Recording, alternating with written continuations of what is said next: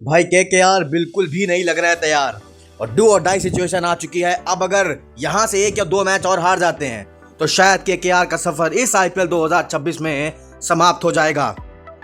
पहली जीत अभी तक उनको मिली है नहीं।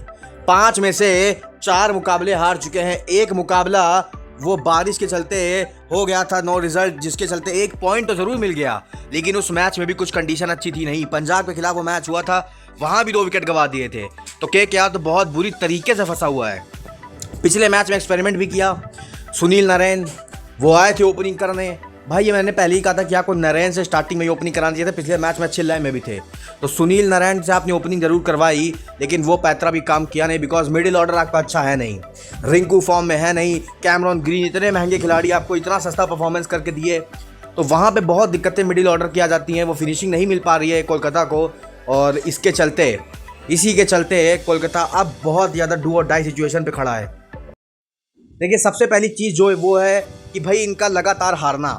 लगातार कोलकाता ने मैचेस हारे हैं। 5 मुकाबलों में से 4 हार, और एक मुकाबला बारिश के चलते धुल गया, लेकिन वहाँ भी कुछ पोजीशन इनकी खास थी नहीं।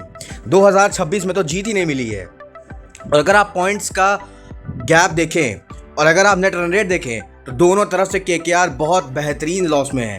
भाई सनराइजर्स हैदराबाद के खिलाफ इतनी बुरी हार मिली कि उससे उभर ही नहीं पाए। फिर नेट रन रेट भी सबसे ज़्यादा ख़राब हो रखा है, और अब अगर 1 या 2 हार और मिल जाती है तो फिर शायद आप क्वालिफाई कर पाएँ ना कर पाएँ, उस पर सवाल आएगा। फिर कितने भी matches Jeet low, because net run rate हमेशा आखिरी में मैटर कर जाता है।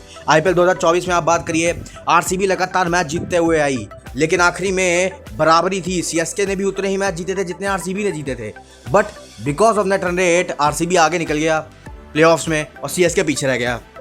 तो नेट रन रेट की बहुत अहमियत है, और ये आपको तब पता चलता है जब आप टूर्नामेंट के करीब पहुँचे, आखिरी में पहुँचे और फिर आपकी टीम बाहर हो जाए।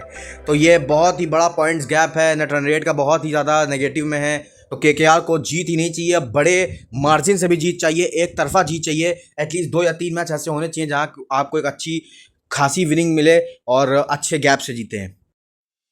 और जो सबसे बड़ी नेगेटिव चीज़ कोलकाता नाइट राइडर्स के लिए ये हुई कि भैया उनका जितना भी बजट था उन्होंने कैमरॉन ग्रीन पे इन्वेस्ट किया, उनने महंगे खिलाड़ी लिए, लेकिन वो उनका बिल्कुल भी काम नहीं आए। कैमरॉन ग्रीन ना गेंद से परफॉर्मेंस ना बल्ले से परफॉर्मेंस, और बहुत महंगा खिलाड़ी बिका था ये। कोलकाता ने इनको बहुत पैसों में लिया था, पर वो कारनामा जो इनसे चाहिए था मिडिल ऑर्डर में आके बैटिंग करना और बॉलिंग में थोड़ा सा मजबूती प्रदान करना, बॉलिंग उन्होंने स्टार्टिंग के 2-3 मैचेस में करी नहीं, और फिर जब करने पे आए तो वहाँ भी इकोनॉमी बहुत हाई है।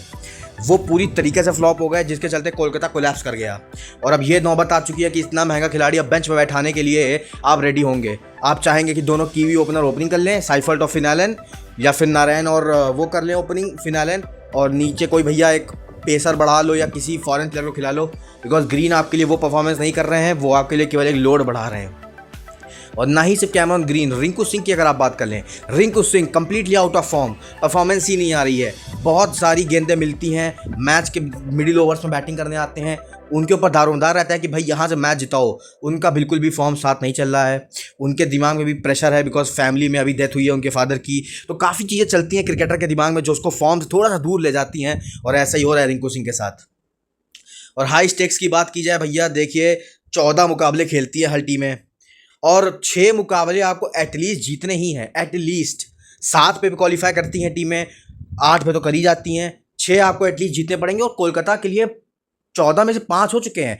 अब 9 में से आप 6 या 7 गेम कैसे जीते हैं वो आपको सोचना है, और विनिंग स्ट्रीक लगानी है। अब लूजिंग स्ट्रीक को तोड़ के विनिंग स्ट्रीक लगानी है, बड़े मार्जिन से लगानी है, बिकॉज नेट रन रेट आपका बहुत खराब है, और बाकी टीमें अच्छे मैच जीत रही हैं, बड़े मार्जिन से जीत रही हैं। तो वो एक बहुत बड़ी अपॉर्चुनिटी होने वाली है KKR के लिए कि भैया वो अब यहाँ से अपना बेस्ट क्रिकेट कैसे खेलते हैं। और आई होप आपको वीडियो पसंद आया हो तो लाइक करो, सब्सक्राइब करो। मिलते हैं नए वीडियो में, तब तक के लिए बाय।